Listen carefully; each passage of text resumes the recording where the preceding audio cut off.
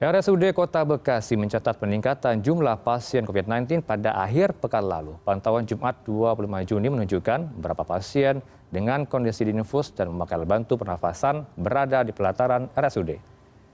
Jumlah pasien yang datang ke RSUD Kota Bekasi untuk mendapatkan penanganan medis terus bertambah. Tenda darurat didirikan untuk menampung pasien yang menantikan hasil tes swab. Angka kematian di Bekasi juga meningkat pada pekan lalu.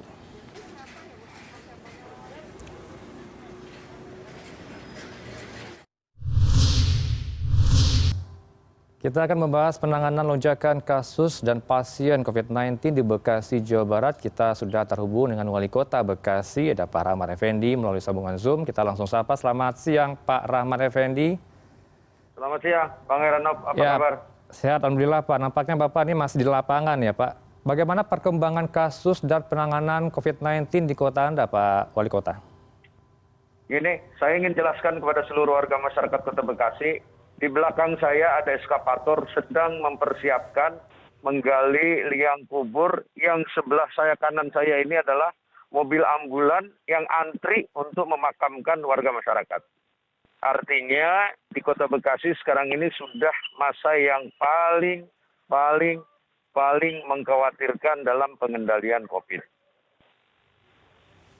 Paling memprihatinkan untuk pengendalian COVID-19, tapi bagaimana langkah Anda, Pak Rahmat Effendi, untuk mengatasi lonjakan kasus COVID-19 di kota Anda? Ya, yang pertama saya selesaikan dari hulu. Ya, dari hulu, dari sejak orang ya dianggap terpapar pada positif COVID-19. Nah, yang cuma mules, yang cuma pusing, yang cuma diare, itu kita minta untuk isolasi mandiri di rumah. Tapi yang sudah sesak, kita usahakan masuk kepada penampungan perawatan semisal di GOR. Saya sudah buka 2 tenda untuk melakukan IGASE di sana. Terus di rumah sakit umum kita juga minta rumah sakit tipe D kita di 4 wilayah, Pondok Gede, Jati Sampurna, Bekasi Utara, dan Bantar Gebang untuk bisa melakukan yang sama. Kita juga minta rumah sakit swasta untuk bisa meningkatkan kapasitas ruang isolasi menjadi 40%. Mudah-mudahan 1-2 hari ini ya terurai dan mudah-mudahan banyak lagi nyawa yang bisa kita selesaikan. Ya, artinya banyak nyawa yang bisa kita tolong untuk bagaimana kita mempersiapkan sebuah fasilitas layanan yang cepat dan tepat. Ya, Pak Effendi, kalau Anda katakan Anda berada di pemakaman, artinya ini masih mengantri untuk dimakamkan pasien COVID-19. Apakah ini berbanding lurus dengan jumlah pasien COVID-19 yang berada di kota Anda?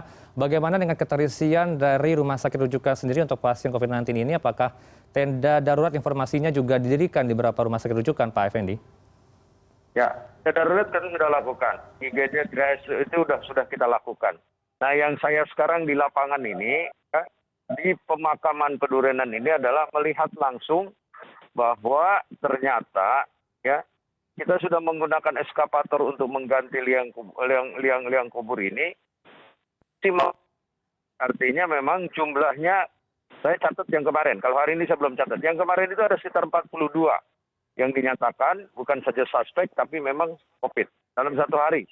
42 jiwa yang kemarin dimakamkan di pemakaman khusus ya Pedurenan ini. Ya, Pak Effendi, saya ingin konfirmasi dengan tunggakan Kemenkes di rumah sakit RSUD yang ada di Bekasi ini mencapai dari 81 miliar rupiah. Tapi saya melihat informasinya dari Kemenkes ini dinyatakan sebanyak 68 miliar angkanya. Sebenarnya berapa tepatnya tunggakan yang ditampung atau dibebankan kepada Kemenkes ke RSUD, Pak Effendi? Kalau berkenaan dengan tunggakan, ya apa yang harus diselesaikan menjadi kewajiban Kemenkes, itu kan kita sudah serahkan kepada perikator di BPJS. Saat perikator di BPJS menyampaikan kepada Kemenkes dan Kemenkes mengevaluasi termasuk ke BPKP seperti yang kita lakukan, kita tinggal lihat saja mana kekurangan-kekurangan sehingga dari selisih itu bisa disampaikan ke kita, apakah memang ada angka yang double, atau memang ada administrasi yang belum bisa dilengkapi. Itu sebenarnya secara teknis saja. Yang penting jangan sampai piutang ini mengganggu fiskal, mengganggu likuiditas operasional. Kemarin itu sudah hampir 50% rencana bisnis rumah sakit itu RSUD itu terganggu karena hampir ke 170-an. Alhamdulillah minggu kemarin sudah ditransfer 24 miliar untuk mengendalikan apa yang menjadi kewajiban dan yang dilakukan oleh Rumah Sakit Umum daerah kita. Baik, mulai diatasi oleh Kemenkes untuk membayar rumah sakit atau tunggakan dari RSUD. Tapi bagaimana Pak Rahmat Effendi koordinasi Anda dengan daerah-daerah penyangga lainnya seperti DKI Jakarta, kemudian Bogor, Depok untuk penyelesaian dari kasus COVID-19 yang melonjak ini? Apakah ada koordinasi tertentu yang Anda lakukan dengan sejumlah kepala daerah di masing-masing daerah penyangga ini, Pak Effendi? Yang paling besar adalah Kabupaten Bekasi. Jadi warga yang dirawat di rumah sakit rujukan kita ini, itu 47% warga non-kota Bekasi. Lebih besar ada dari Kabupaten Bekasi. Kemarin waktu saya kunjungan dan melihat ya, IGD triase itu juga hampir 30% yang ada di 2 tenda yang didirikan di depan rumah sakit itu juga warga Kabupaten Bekasi. Saya nggak tahu manajemen pengelolaan pengendalian COVID di sana bagaimana, sehingga warga masyarakatnya lebih senang dirawat di kota Bekasi. Nah ini yang mempengaruhi bor rumah sakit kita. Jadi kalau yang bor di rumah sakit kita 200%, kalau 47% itu adalah warga non-kota Bekasi, berarti kan harusnya bor kita masih aman. Sementara yang di IGD triase kemarin 30% pun juga warga kabupaten. Sehingga ini mempengaruhi dari jumlah bor rumah sakit pemerintah kota.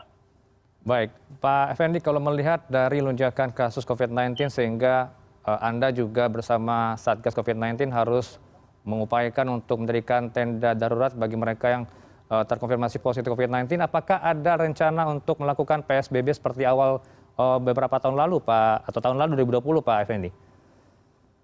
Saya jelaskan, PSBB itu kan makro.